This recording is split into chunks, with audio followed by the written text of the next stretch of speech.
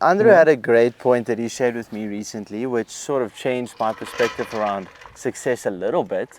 I'm not sure what the exact quote was, but it's something on the line of like a good measurement of success is, are you happy to go to work and are you happy to go back home? Just as like simple you're as that. excited to get to work, Excited. and excited to get back home. To get back home. Yeah. And I really like that measurement because the more and more I dive into the metrics of increased revenue, profit, all of this, I am not chasing the money as much as I used to. I'm more trying to sort of link that more into its value and impact in other people's lives, and it's changing. It's like an experience you're doing here, right? Like obviously we want to make good money, but definitely, and you can see that in how you're speaking, the main driver that moves this business forward is your enjoyment in seeing how other people enjoy this experience and how they have a once in a lifetime experience. And that is something I'm trying to do in our business as well. But yeah, I fully understand what you were saying. It's do what you enjoy and everything, but there's also that saying, never do something that you're good at for free. Never do something that you're good at for free. that you're good at for free. So, even it doesn't matter how much you enjoy your job, you want to get paid for it. So then we have to look at the other side of the coin, Okay, there's a lot of people that it isn't all about money and everything, but you still need to get paid for that. So, it's so tough to find that balance, Yeah, you don't focus on the money per se. Like even all these big founders, like they never, obviously, of course it's there, like you want to make good money, but they're focused on solving a problem. Like just impacting people and like building something great that people love. And as a natural byproduct, you'll make a shit ton of money. This is true, but as a natural byproduct, if you run your business correctly, you still have to like it's not like you still need to do the operation side, where can you save on tax and like all these percentages. It's difficult to think like that if you're still in a survival mindset where you still need to make money and you're struggling to pay rent, right? Then it's impossible to think about how do I change the world and impact lives and follow my passion. I fully understand that. I have sympathy with that. What I did tell Sean previously at a dinner we had was that I think that's the game of life.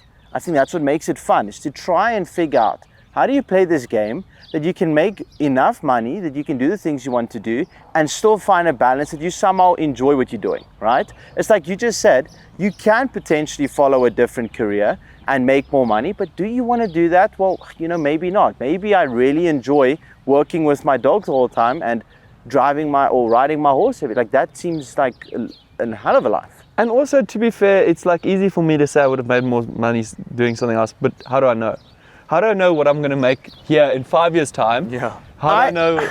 I fully disagree with that you will make more money, because I really think it's very difficult for someone to have a level of passion and curiosity that you have right now in a place like this with a product that has potential and not make good money. No, fair enough. I think this place is going to be, like I couldn't even name one, like just excluding everything else, a horseback safari in South Africa. I couldn't even name another one. So I think you guys are sitting on something special here.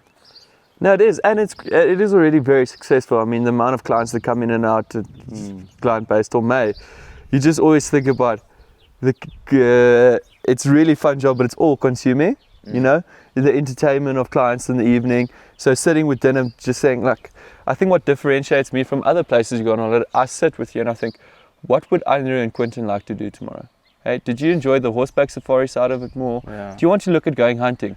Do you want to look at clay pigeon shooting? Do you want to, because you can sort of read, I could have just taken you guys out on the horses every day in the reserve and we walk. Okay? We just walk. We maybe sometimes see a giraffe, we maybe sometimes see an antelope. Or I could give you guys a full rounded experience. But some people don't want to clay pigeon shoot. Some people don't want to go hunting. Some people don't want to ever hold a polo stick. That is the product, or like the focusing on customer service aspect, right? That is like the James Dyson coming out of you right now, right? It's like focusing on, it's a personalized experience, focusing on what does the customer want, right? And that increases the product and that drives the value of the product up, and that means you can charge more. So it's all interconnected. Like I really think, business and people that dislike all these billionaires or rich people, I think that comes from such an ignorant place, because it's just they have created more value. The marketplace doesn't care about your religion, background, ethnicity, and I really think the more value and impact you create in the world, the more financial incentive you will gain back. So what I want to ask you, two of you, because I've been asked quite a few questions, if we can do a bit of a Turn the Uno table. reverse. Oh, this is the first time. Okay, so you guys are like quite successful and extremely young. I mean, you guys are even younger than I am, and like what you guys are doing is incredible. Okay, what do you guys think has helped you more with creating your businesses? So IQ or like? No, IQ has nothing. I don't even have to listen to the EQ. other one. Yeah. Oh, EQ, definitely. Oh, But that, definitely you can just say EQ, but why EQ? Like, what do you think? Like, it's just being able and to. how did you get your EQ? It's just being able to. I definitely lean more towards the IQ side. I think Quentin more to the EQ, so we kind of balance ourselves out that way. Yeah, you obviously need the IQ is not that important though. It's definitely not the most important factor. I would say it's even more like just courage and like resilience and patience and those things, which school doesn't really teach you that at Yeah. all. There's two ways I can go about in this section.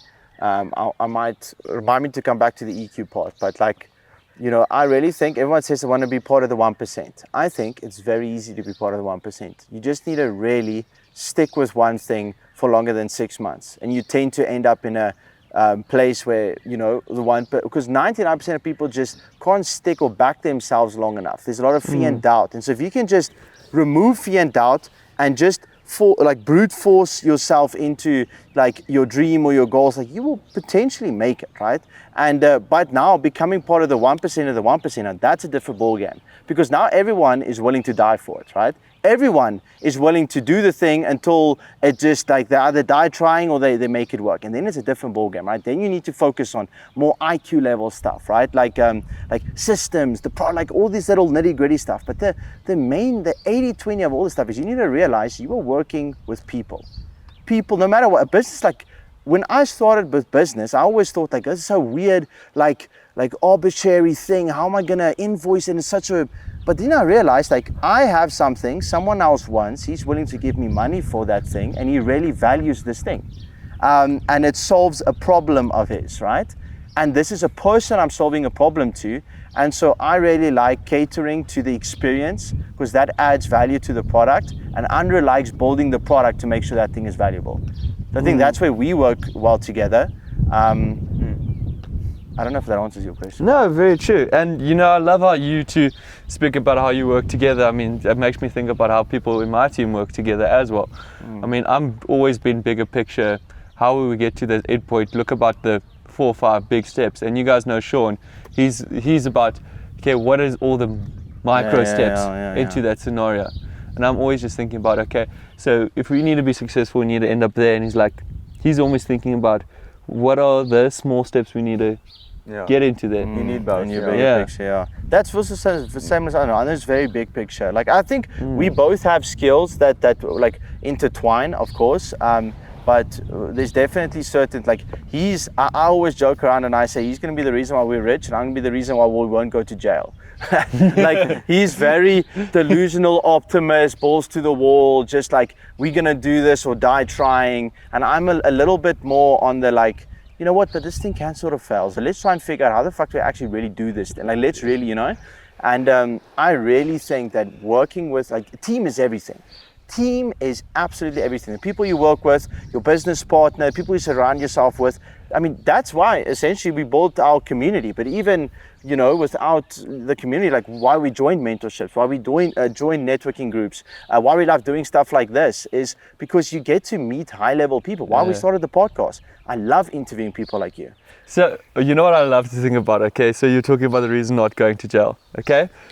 We all entrepreneurial mindsets, okay? It doesn't matter what. If you weren't doing this sort of thing, you would have thought about a different business and gone into it, okay? But an entrepreneur mindset, knowingly or not, you've always thought about some sort of illegal way. You had to, right? Okay? You had to. Like, there's always something, like, it can be something small and you don't realize that it's illegal. You know? Yeah. It's like, how many times have you come up with a great idea and you just Google and be like, oh, that's actually... this is probably not the best I want to start, right? Yeah. So that's very interesting, you know? I always think... Yeah, like pushing the boundaries. Yeah, what Quentin says is definitely true. Like I would definitely push the boundaries a bit more, and might land myself on like a bad situation. But also, you need to push the boundaries. You have to. You have to, and You have and to. then scale back. Yeah. You know, what can I really accomplish? Like same in the gym, you need to go to absolute failure at least a couple times, so you know what's your limit, and then you can kind of scale back slightly and just do that forever. Yeah, that is true. But sometimes we don't know where that line is, and that's a very difficult Yeah. one. Like so is Quentin your line finder? Well, it's like Sometimes. like I'm definitely also like someone that wants to chase, but like yeah, I would say I'm a good like yeah. You know where the Potentially. boundary is, and like Potentially, it's Andrew? actually funny. It's actually funny now that you mention it. I didn't really think about it in that way. Yeah. But it's very important, right? Like if you want to push the limits and reach goals and dreams and achieve things that no one else has, you have to push the boundaries, right? And so it's like, you know, if you want to become the Elon Musk who wants to put people on Mars, no one has ever fucking done that before, right? So there's certain limitations that needs to be breached. And so that's a certain level of individual. You have to be a bit on the spectrum, right? You have to be weird and sacrifice and not be normal and not be human, right? And so it's very important to have people that can bring your humanity back to you, right? And just see like, yo, this is a bit crazy. Maybe just redirect. And so team is really everything. I really think so.